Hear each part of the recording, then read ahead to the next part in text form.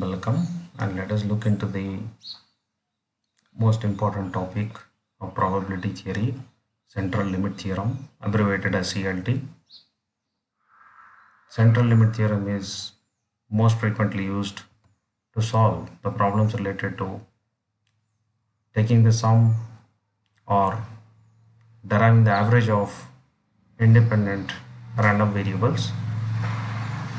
CLT or central limit theorem statement is as follows. Larger the number of random samples, the distribution of mean of the random samples converges to what sort of distribution? So it converges to the normal or Gaussian distribution. To understand this, we'll take an example that x is equal to x1, x2, xn be a sequence of IID random variables who have common mean value mu x and common variance sigma x square, where x1, x2, xn are all IID random samples or variables, or they can also be called as instances of x. Now let the random variable x has a finite mean and has also got a finite variance.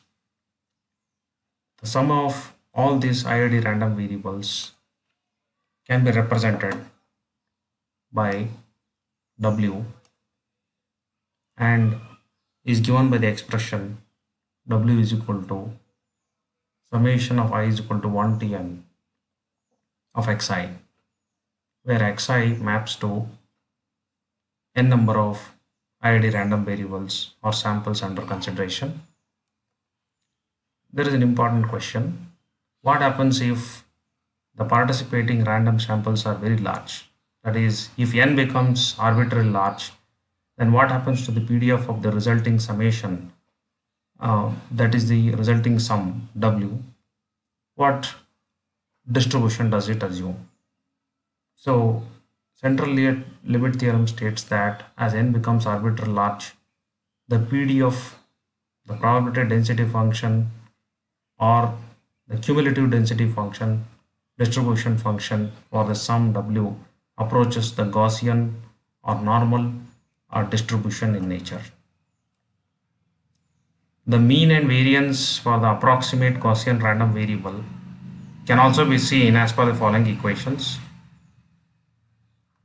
For the random variable or sum w, its mean is given by mu w is equal to n times that of the mu x, that is n times that of the common mean, and the variance is also n times that of the individual variance of the IID random samples, that is equal to n times that of sigma x square. This is it about the summation and application of central limit theorem to the sum of n number of IID random variables. We'll go for the next case, that is how the central limit theorem effects when calculating the averages of IID random variables and their statistical values like mean and variance. Consider the following equations. We have the mean of w is equal to n times of mu x and sigma w is equal to n times of sigma x square. Now as n gets large or increases, the mean and variance also get large and are directly proportional to the n. This will lead to the process of averaging, where mean and variance will also remain bounded as n gets large. They stay within a particular value, remain bounded. Consider the random variable which is used to denote the average of x. So y is equal to 1 by n, summation of y is equal to 1 to n xi denotes the average of n number of IID random variables, and 1 by n denotes the average of that. The resultant value is given to or assigned to y. The random variable xi in the above equation are IID and hence they are specified in the following equation. We know that w is equal to summation of all the IID random variables denoted by w. Therefore, the above equation will get manipulated to y here and becomes equal to y is equal to summation of y is equal to 1 to n, and xi. From equation number 1, it is getting manipulated to xi is divided by n once 1 by n is taken into the summation factor. So we have, for the average random variable y, what happens to their mean as well as variance. So mean is denoted by expectation operator of xi by n is equal to e of x by n, that is equal to mu x by n. We can understand that mu y reduces by n number of times that of a common, it is mean. Variance of xi by n is equal to variance of x by n is equal to sigma x square by n square. So variance reduces by n square times.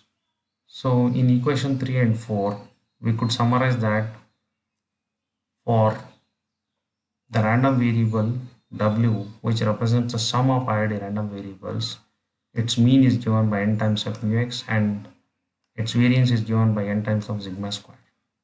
So therefore, using the above definitions, now what is the mean of random variable y and its variance? So mean of random variable y is n times that of mu x by n, that is equal to mu x as a resultant final value. So the mean of y will be exactly equal to mean of x, and the variance of y upon manipulation will become equal to sigma x square by n. So reduces by n times as per equation 6. Now doing the average, due to the averaging here, the results in equation number 5 and 6 convey some observations here. The mean of y is the same as that of mean of x, and the variance of y decreases by a factor of 1 by n. So because it's divided by n, with central limit theorem, we can observe that the average that is value y of n number of IID random variables tends to be Gaussian in nature. And we have a couple of that is observations which we can make here with respect to the merits of the that is central limit theorem. The distribution could be discrete, continuous or mixed random variables, not specific to any kind of a particular distribution. It could be anything. It applies equally for all the distribution cases, and the resultant distribution will be Gaussian in nature. Next, second point, it eliminates the need for detailed probabilistic models and their manipulation in terms of PMFs, PDFs, etc. The calculation of certain probabilities can be done with the help of a single table, that is normal CDF table, because the converging result will be in the form of normal distribution. Therefore, CDF table of the normal distribution is quite enough for computation of any of the probabilities. Most of the times we require only the knowledge of mean and variances for a given problem to resolve and get a solution for this. We'll take one example. In this case, a numerical example can be taken and map it with the CLT or central limit theorem what we have studied now. First problem, the random variable x has a mean of 2 and variance of 0.5. PDM for x is not specified as it is not required, and it is mapping to the one of the merit of the CLT. Now let the number of samples n is equal to 120, that is independent occurrences of x, and be used to calculate the sum w here as per this equation and determine the mean and variance. This is about the sum of all IID random variables. Now the mean of n number of random variables where n is equal to 120 in this particular case is given as per the equation and denoted by y. We have to determine the mean, variance, and then go for comparing the results. We know that this is the given data, mean and variance. We know that the sum is denoted by mu and its mean is denoted by mu. W is equal to n times at mu x. So this is n is 120 into mu x is 2, this is 240. Likewise, variance also will be computed by n times of the sigma x square, that is 120 into 0.5 leading to the number 60. Now this is about summation. Now if averaging is applied, then we speak of the random variable y. This is equal to 1 by n times that of sigma I is equal to 1 to n xi in general, where n is equal to 120 is substituted and the equation takes this form. Now mu y is equal to n times that of mu x by n is equal to 120 times that 2 by 120 leading to mean value. Mu y is equal to mu x. Now the variance of y is equal to n times that of sigma x square yn square. Substitute for all numerical, that is the variables in this equation, leading to 0.00416. We can observe an important concept here. Because of the averaging, the mean value remains the same, but the variance reduces when compared to the common or mean here. Likewise, we can work with n number of problems to understand, but almost all the problems we are having the same result here, and verify this.